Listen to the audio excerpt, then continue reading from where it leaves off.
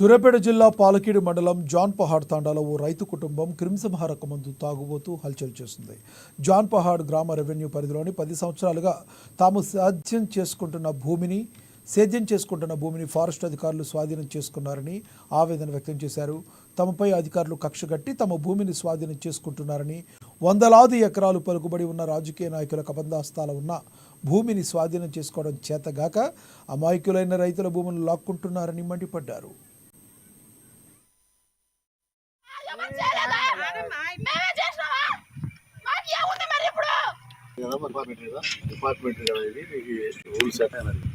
అందరు చేసే పని నేను చేశా. అందరు చేయమంటే దగ్గరలో బోర్లు వేసుకుని ట్రాన్స్ఫర్ వేసుకుని అందరు బాగా చేస్తారు.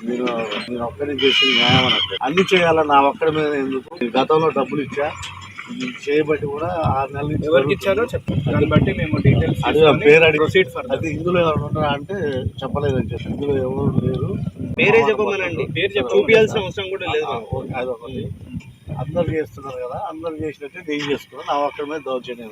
ఇది అడవి కదా అండి, అడవి ఏది లేటెస్ట్ చేస్తారు, ఇది లేటెస్ట్ కదా, అన్ని మేము చట్టంలో దాని ప్రకారంగా చేస్తాం. మిమ్మల్ని మేము కాదనట్లేదు. టెస్ట్ చేసిన రికార్డు ఉంది, వాళ్ళు అడుగుతున్నారు ప్రజలు.